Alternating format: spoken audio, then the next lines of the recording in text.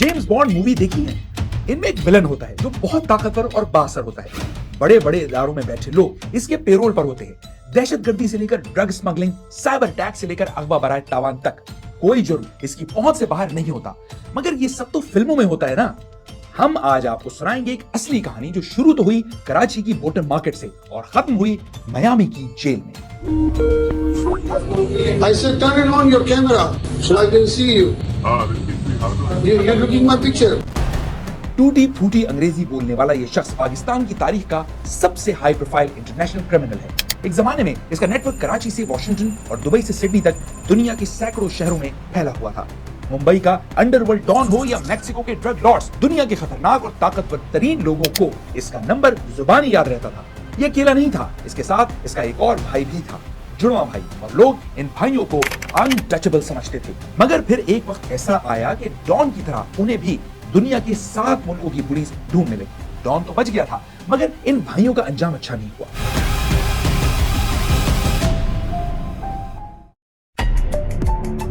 पाकिस्तान में भले कोई अच्छा काम ठीक से हो या ना हो, मगर 2 नंबर काम बिल्कुल जेन्युइन और तसल्ली बख्श तरीके से होते हैं। इसलिए इन भाइयों के क्लाइंट्स में रोज इजाफा होता जा रहा था। कुछ साल बाद इन्हें पाकिस्तान की मार्केट छोटी लगने लगी और अल्ताफ ने रुख किया दुनिया की हॉट मनी के मरकज दुबई का। वहां के अल ज़रूनी एक्सचेंज के साथ मिलकर कारोबार शुरू किया।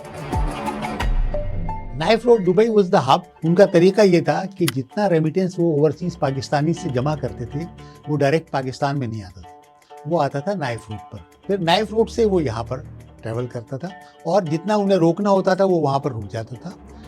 उसको वो कहा करते थे चमक। ये एक कोड वर्ड है जो अब भी इस्तेमाल होता है, तो चमक। आमतौर पर एक दूसरे से हवाले वाले पूछते हैं कि तुम्हारे पास चमक है। चमक का मतलब है have you that liquidity there in Dubai.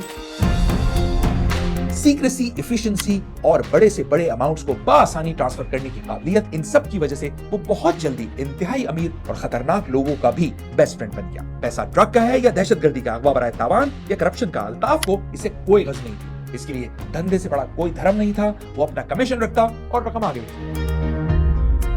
Size का मैं आपको बताऊं कि इनकी तकरीबन मुझे जो याद पड़ता है पाकिस्तान में 350 ब्रांचेस थी उस वक्त, 360 के करीब। सिर्फ एक आई चुंडीगढ़ रोड की ब्रांच का इनका जो प्रॉफिट था 1 साल का, जो इनके शेयर होल्डर में तब्दील हुई, वो 12 बिलियन था। एक नॉर्मल जो क्या कहते हैं आपने पैसा भेजना है किसी का, मतलब फीस के लिए भिजवाना है और या दूसरे छोटे मोटे काम के लिए, तो उसके लिए 3% लेते थे, ठीक है। मगर जो डर्टी मनी होती थी उसके लिए 10%। डर्टी मनी में तो नाजायज़, और कहीं कहीं जब कहीं पे ड्रग्स की मनी होती थी तो इवन ये कि वो 15% भी लेते थे।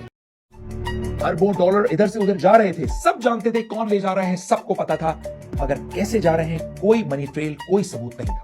सदियों पुराना हवाला नेटवर्क जदीद तरीन टेक्नोलॉजी के रडार से बिल्कुल गायब था। हवाला उनकी समझ में नहीं आ रहा था, ये हवाला क्या है। तो हवाला दे कुड नॉट अंडरस्टैंड कि ऐसा क्या है कि आप you just throw the money in a well here and it pops out there in USA without any link. 22 अक्टूबर 2014 को अमेरिकी ड्रग एनफोर्समेंट एजेंसी के वर्जीनिया ऑफिस में एक अहम इजलास हुआ। दुनिया भर के 100 के करीब माहिरीन और खोजी सर जोड़कर बैठ गए।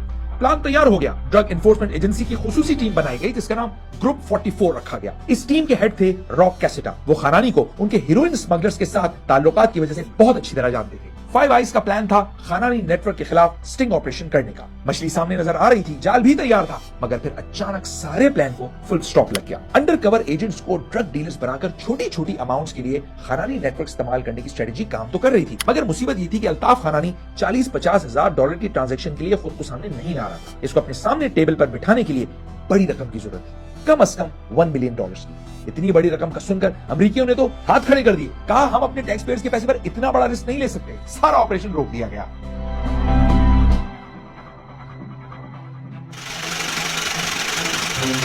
फिर 2 ऑस्ट्रेलियाई एजेंसीज ने मिलकर $12.5 लाख जमा किए। ये इस तरह के ऑपरेशन में इस्तेमाल होने वाली अब तक की सबसे बड़ी रकम थी। रकम का इंतजाम होते ही ऑपरेशन दोबारा शुरू किया। अगले कई महीनों तक लाखों डॉलर्स खानानी नेटवर्क के जरिए घुमाए जाते रहे। इन्वेस्टिगेटर्स हैरान थे कि जिस शहर में भी कैश उठाने का कहा जाता, वहां चंद घंटों में खानानी नेटवर्क का कोई ना कोई आदमी पहुंच जाता। इधर से कैश लिया जाता और चंद दिनों बाद 3% कमीशन काटकर बताए गए अकाउंट में दुबई की एक कंपनी से पैसे ट्रांसफर कर दिए जाते। अगले चंद हफ्तों में 12 लाख डॉलर की रकम ट्रांसफर करने और नाकाबिले तरदीद शवाहिद इकट्ठा करने के बाद खानानी तक पैगाम पहुंचाया गया कि हमारे बॉसेस को बहुत जल्दी एक बहुत बड़ी रकम ट्रांसफर करनी है, लेकिन इसके लिए उन्हें अल्ताफ की पर्सनल गारंटी चाहिए होगी।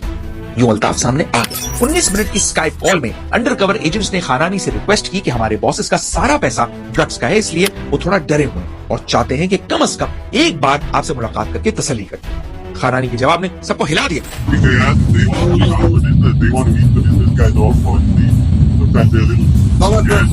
I'm in the market 30 years.